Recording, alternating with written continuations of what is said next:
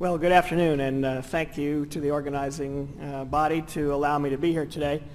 I am delighted and pleased to be here. I actually have a disclosure. I was asked to give a similar presentation about 2 years ago, and if you happen to be in the audience, you're going to see a few of my slides are the same from that particular presentation. But times have changed, the facts have changed, my opinion has not changed.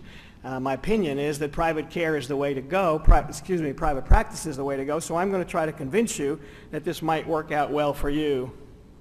Now, as you heard Nancy with the introduction, I did my training at UCSD. I joined private practice in Dallas in 1978. So remember, when I make my discussion today about why I joined private practice and why I think it's the best opportunity, remember that circumstances were different almost 40 years ago. So I joined a group of 6 radiologists. We grew to approximately 26. We changed our name for various reasons in 2002. And then we merged with several other groups 3 years ago, and we're now the largest private practice in the country with 130 radiologists in Dallas, Fort Worth, and the mid-cities. By the way, you may have, if you were listening very carefully to Nancy, you heard that my home base is Presbyterian Hospital of Dallas, and that is the hospital that had the Ebola patient back in October. We apologize for the errors that were made. Things have returned to normal there, and there really were some special circumstances, and if anybody wants to talk about that off the stage, I'll be happy to do that. Radiology Associates of North Texas has joined Strategic Radiology. That's 16 groups of radiologists have come together around the country, and we have over 1,100 radiologists altogether. We share best practices. We get certain discounts on purchases of malpractice and equipment and so forth. And I do have some affinity for academic radiology and have been a faculty member at UT Southwestern in Dallas for many years and have risen to the level of clinical professor. So I want to start out by saying that all of you are in academic medicine today. And so we've all experienced what it's like to be an academic radiologist. I certainly have a soft spot in my heart for academic radiology. I hope that some of you, perhaps many of you, will go into academics, because if you don't, who's going to train the next generation and who's going to come out and join my practice? So it's a little bit selfish, but that's why I'd like you to do that. But my intent today is really to take you in a kind of a competitive way. I'm going to do a little trash talking about other types of models and emphasize the good parts about private practice. So if you're sitting in your seat right now, you're close to being done with your residency and your fellowship and ready to go out. You may think that you're sitting on the edge of a cliff and don't know exactly what to do next. I'm going to try to help you. I have a few statistics that I'm going to bring you from the American College of Radiology. We have a Human Resource Commission that does a survey on a regular basis, and this is some of the most recent information, and that is, at the moment, 53% of radiologists are in private practice, approximately 29% in academic settings, 16% hospital employees, and 2% other. You can see 82% are subspecialists, 18 general radiologists. Now, one of the problems in a presentation like this and in discussions is what is private practice and what is academics, because there's actually several more categories, and there are several people who are in both worlds. As I just told you, I'm on the clinical faculty at Southwestern while I spend the majority of my time in private practice. So this is a better breakdown. I hope you can read it from where you are. This is from Ed Bluth and the Commission on Human Resources, and he has segregated into 6 different areas. You can see private practice, academic, and by academic in this case we're talking about traditional ACGME approved programs. Then we have hospital-based physician. This is growing very rapidly. In my facility, it's a 900-bed community hospital. About 80% of the cardiologists and the thoracic surgeons are employed by the hospital. We don't have any employed radiologists, but it's certainly spreading around the country. And then we have the academic clinics, and by that I'm talking about places like the Mayo Clinic, the Ochsner Clinic, the Cleveland Clinic, and so forth. And those are multi-specialty practices that have radiology embedded within them. Under corporate employee, we're primarily talking about the Nighthawk and Teleradiology, VRAD companies that employ, as you can see, a relatively small number of radiologists. And then, of course, there's the government as well, both in the service and private citizens can also work at the VA hospitals. This is a breakdown of practices. This is now private practices that have part-time employees and full-time employees. You can see approximately 2/3 of practices offer a part-time environment. When I was coming out of training and looking for a job, if you were offered a part-time position, there was either a problem with you or a problem with the practice. It was an undesirable situation. You wanted to join a group where you were going to become a partner. In today's world, there are many people who come to my practice and say, I want to be part-time. I have other interests. I have a family to raise. I want to do whatever. And so that's why I'm happy to say that my group is one that fits in the blue category of offering part-time. But we also have full-time partnership tracks. By the way, my group of 130 has hired 13 people this year, so there are jobs out there in case you were wondering. Part of that was because of retirement. Some people are going part-time, and others were being added because we have new contracts. Under the breakdown of how many people are in in practice full-time versus part-time, you can see about 87% of radiologists are now full-time. I fit into the yellow category. Because of my activities with the ACR, I had to step down from my private practice and cut back a little bit. Here's a breakdown of male and female. It really has nothing to do about my talk today, but I am interested in gender distribution because I'm one of the founders of the Commission for Women and Diversity at the college, and I thought this might be of some interest to you. Here's a category of age, and you can see that at the moment, again, these statistics are from 2013 and 2014, 2013 in the red, 2014 in blue, but you can see that the largest number of radiologists at the moment are in the age group of 35 to 45. And that was true in the 2014 survey. And here's another, I think, a fairly interesting slide that shows you where the jobs are, and you can see that private practice openings have been staying fairly stable from 2011 and predicted up to 2017. There's been a slight decline in the positions available in academic. These are the same 6 categories I showed you before.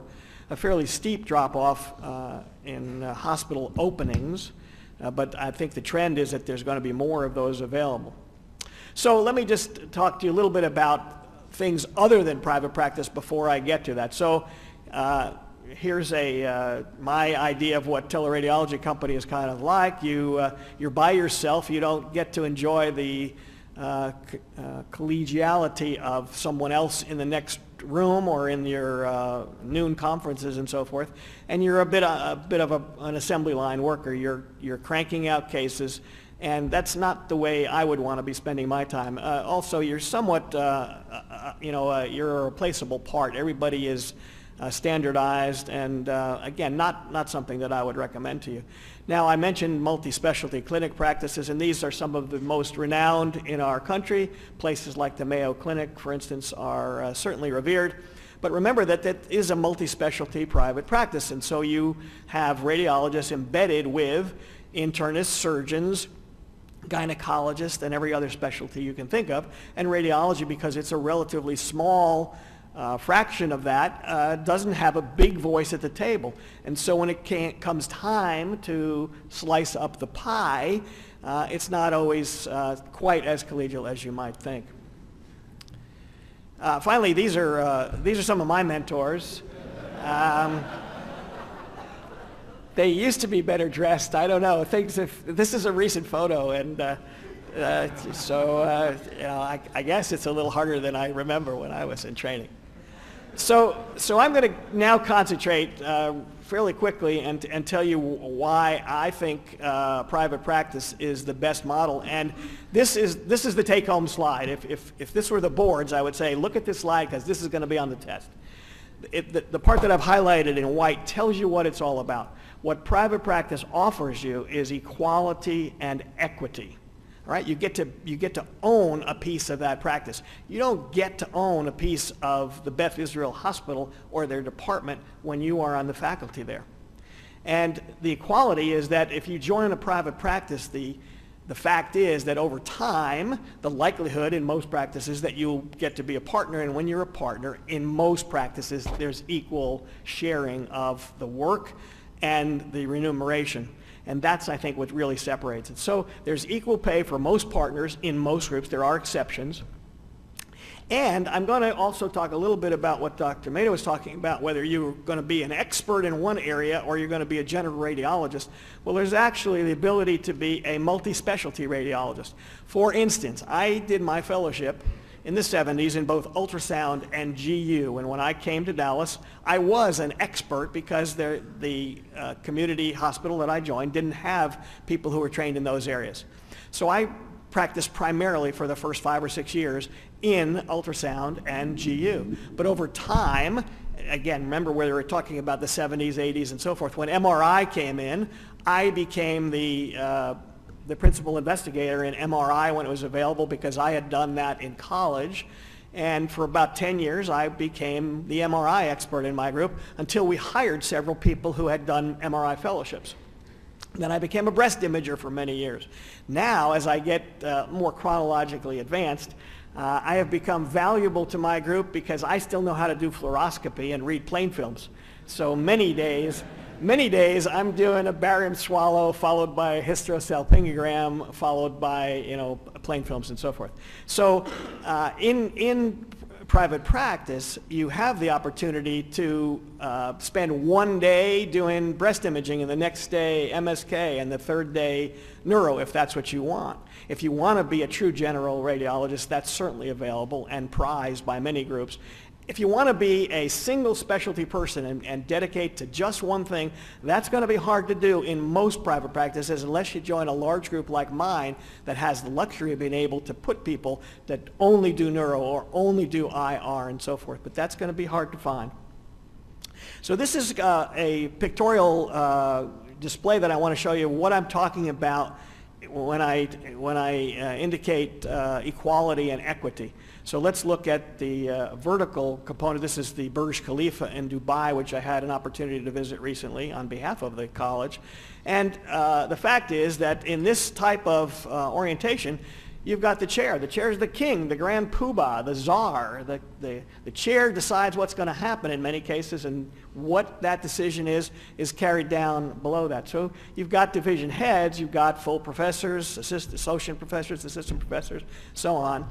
But all people are not equal.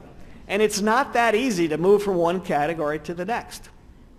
All right, so the likelihood that you join an academic practice next year that you will rise to become the chair of that department is pretty remote.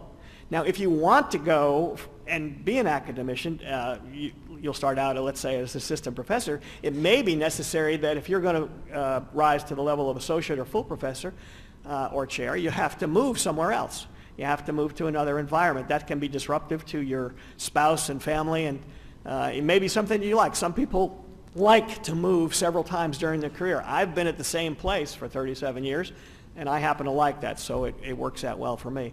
But there is a discrepancy in salaries, and there's a discrepancy in the authority and responsibilities you're given, and it's a very vertically oriented organizational chart. Whereas in private practice, this photograph that I've taken of a building in Chicago, I'm trying to display the horizontal position. Now you've got the president of the group, you've got the partners, they're pretty much all at the same level.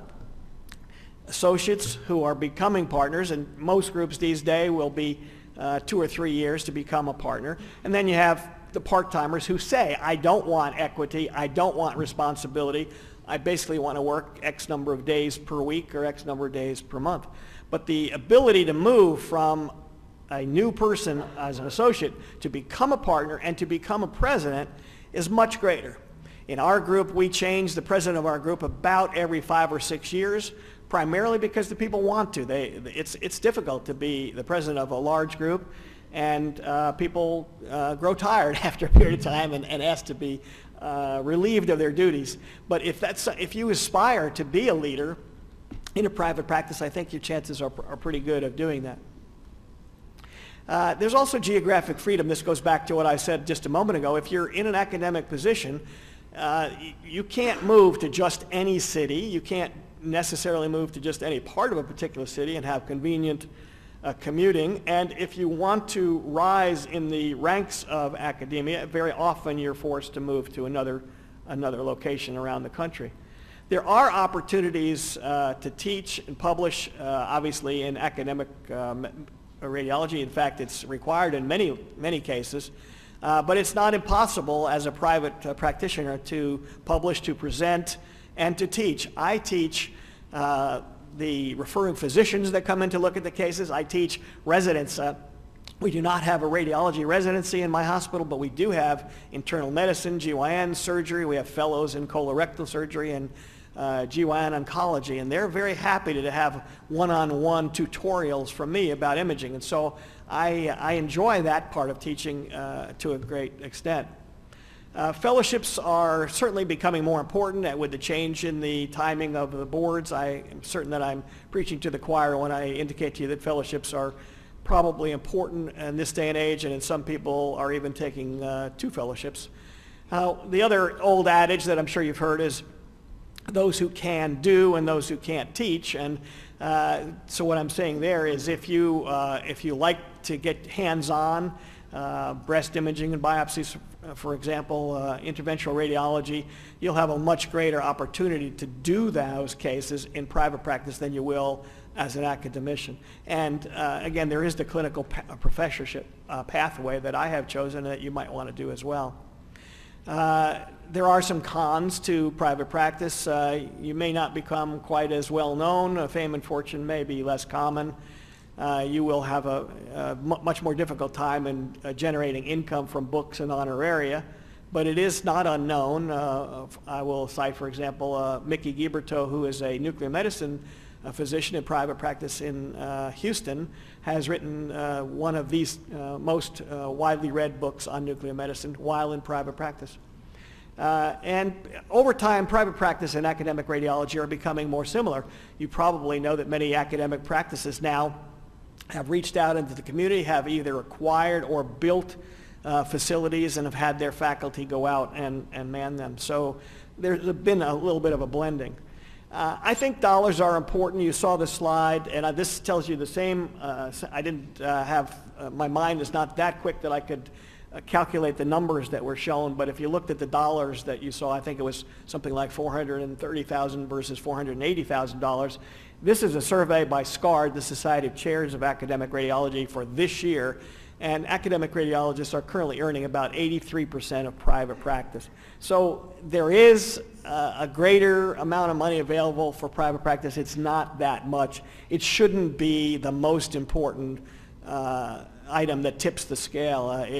If you're thinking that you're interested in private practice, it's a nice bonus that you make a little bit more money, but go into either private practice or teleradiology or a multi-specialty clinic because that's where you want to be, not because of the economics, because those things change. So you really have to know yourself. You have to know what it is you're looking for, and your decision doesn't have to be final. You can go into academics and then go into private and back and forth. It is not unheard of. But if you do become an academician and you become a breast imager, it's going to be pretty unlikely that 20 years from now you can wake up one morning and say, you know, I'm really tired of breast imaging. I want to be an MSK person. That's not very easy if you're an academician and you're a specialist in a particular area. The other thing that I want to point out, I've avoided the hamster wheel, but I'm showing you that I would really advise you not to chase RVUs. The RVUs were meant when they were designed in the 1980s to determine a way to make payments to facilities and to physicians for the work they did and to equalize that. They weren't intended as a way to measure productivity, and now we've kind of gone over to the dark side, in my opinion, and paid too much attention to RVUs.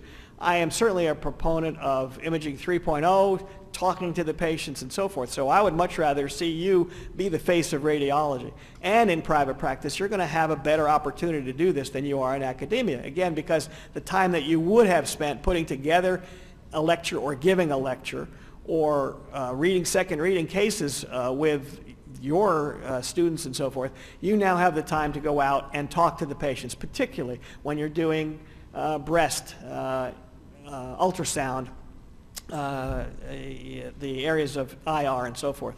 So I think private practice is more fun. Nobody really can tell the future. As you can see, this psychic fair was canceled. But in my opinion, these are still great times to be a radiologist. I think you have a beautiful future ahead of you, and I hope you have a great day. Thank you very much.